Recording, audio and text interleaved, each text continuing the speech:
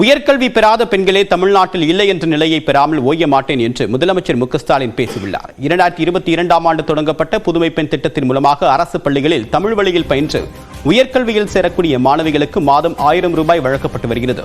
இந்த திட்டத்தில் 4,25,000 பேர் பயன்பெற்றிருக்கின்றனர். தூத்துக்குடி காமராஜர் கல்லூரியில் நடைபெற்ற நிகழ்ச்சியில் இந்த திட்டத்தின் விரிவாக்கத்தை முதலமைச்சர் மு க ஸ்டாலின் தொடங்கி வைத்தார்.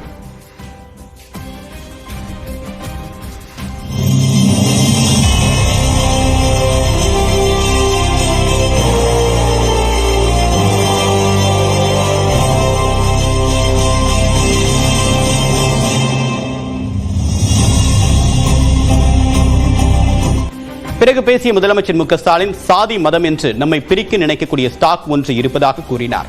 பெண்கள் இன்னும் வீட்டில்தான் இருக்க வேண்டும் என்று காலாவதியான அந்த ஸ்டாக் பேசிக்கொண்டு தெரிவதாகவும் முதலமைச்சர் கூறியுள்ளார்.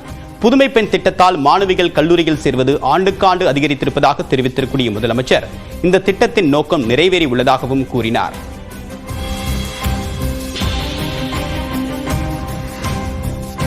பணமில்லாம படிப்பு நிறுத்தின பல்லாயிரம் மாணவியர்கள் கல்லூரியை நோக்கி வர தொடங்கி இருக்காங்க.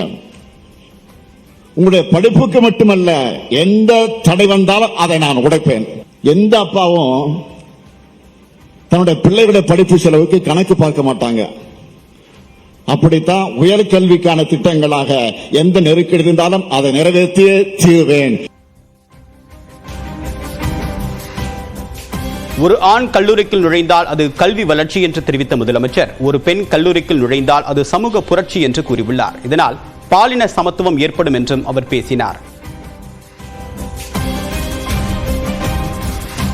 இந்த ஒரு திட்டத்தில் இத்தனை பயன்கள் கிடைக்குது. கல்வி இல்லாத பெண்கள் கலநலம் என்றார் புரட்சி கவிஞர் பாரதிதாசன். உயர்கல்வி பெறாத பெண்களே தமிழ்நாட்டில் இல்ல என்ற நிலையை உருவாக்காமல் நான் ஓய மாட்டேன். இந்த ஒரு திட்டத்தால இத்தனை பயன்கள் கிடைக்குது. கல்வி இல்லாத பெண்கள் கலநலம் என்றார் புரட்சி கவிஞர் பாரதிதாசன். உயர்கல்வி பெறாத பெண்களே தமிழ்நாட்டில் இல்ல என்ற நிலையை உருவாக்காமல் நான் ஓய மாட்டேன். பிரதமர் நரேந்திர மோடி தலைமையில் நடைபெற்ற தலைமை செயலாளர்கள் கூட்டத்தில் நான் முதல்வன் திட்டத்தை அனைவரும் பாராட்டி பேசியதாக குறிப்பிட்ட முதலமைச்சர் அதனை மாணவர்கள் பயன்படுத்திக் கொள்ள வேண்டும் என்றும் வலியுறுத்தியுள்ளார். புதுமை பெண் திட்டம் இருப்பதால் தான் பெற்றோர் தயக்கமின்றி தங்களை கல்லூரியில் சேர்த்ததாக மாணவிகள் நிகழ்ச்சியாக தெரிவித்தனர்.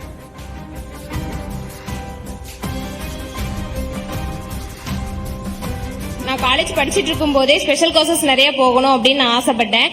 எங்க வீட்டுல கேட்டதுக்கு எங்க அப்பா அம்மா சொன்னாங்க, காலேஜ் ஃபீஸ் ஹாஸ்டல் ஃபீஸ் கட்டுறதுக்கே கஷ்டமா இருக்கு, இப்போதைக்கு எதுவும் வேணாம், 3rd இயர் முடிச்சுட்டு பாத்துக்கலாம் அப்படின்னு சொல்லிட்டாங்க. ஆனா இப்ப நான் புதுமை பெண் திட்டத்துக்கு கீழே காசு வாங்குறதுனால அந்த காசை வச்சு டைப் ரைட்டிங் இங்கிலீஷ்ல லோயர் அண்ட் ஹையர் முடிச்சிருக்கேன். இப்ப கம்ப்யூட்டர் கிளாஸ்ல டேலி படிச்சிட்டு இருக்கேன். இதுக்கப்புறம் நான் பைத்தான் படிக்கலாம்னு நினைச்சிருக்கேன். அது மட்டும் இல்லாம என்னோட தனிப்பட்ட செலவு எல்லாத்துக்குமே இந்த காசு ரொம்ப யூஸ்ஃபுல்லா இருக்கு.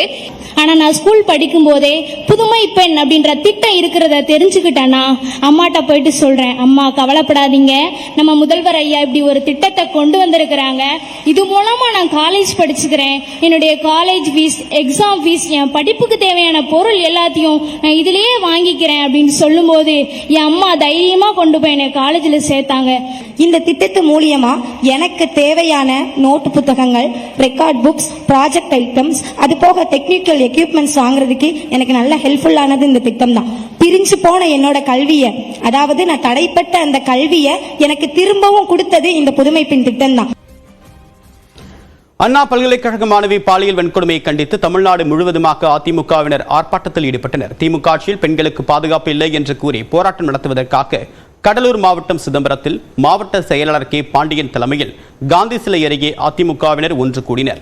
தொடர்ந்து முழக்கமிட்டபடி பேரணியாக வந்த 400க்கும் மேற்பட்டோர் கைது செய்யப்பட்டனர். தூத்துக்குடி மாவட்டம் கோவில்பட்டி பயணியர் விடுதி முன்பாக தடையை மீறி முன்னாள் அமைச்சர் கடம்பூர் ராஜு தலைமையில் கருப்பு பலூன்களை பறக்கவிட்டு ஆர்ப்பாட்டத்தில் ஈடுபட்டனர். 200க்கும் மேற்பட்ட அதிமுகவினரை காவல்துறையினர் கைது செய்து திருமண மண்டபத்தில் தங்க வைத்தனர். ராமநாதபுரம் புதிய பேருந்து நிலையம் அருகே முன்னாள் அமைச்சர் அன்வர் ராஜா, மாவட்ட செயலாளர் MA முனியசாமி தலைமையில் 500க்கும் மேற்பட்டோர் ஆர்ப்பாட்டம் செய்ய முயன்றனர். அண்ணா பல்கலைக்கழக மாணவி பாலியல் வன்கொடுமையை கண்டித்து முழக்கம் எழுப்பிய நிலையில் மைக்கை காவல்துறையினர் அணைத்தனர். இருதரப்புக்கும் இடையே தள்ளுமுள்ளு ஏற்பட்ட நிலையில் அதிமுகவினர் கைது செய்யப்பட்டனர். அரியலூரில் தடையை மீறி ஆர்ப்பாட்டத்தில் ஈடுபட்ட மாவட்ட செயலாளர் தாமரை ராஜேந்திரன் தலைமையிலான 400க்கும் மேற்பட்ட அதிமுகவினரை காவல்துறையினர் கைது செய்தனர்.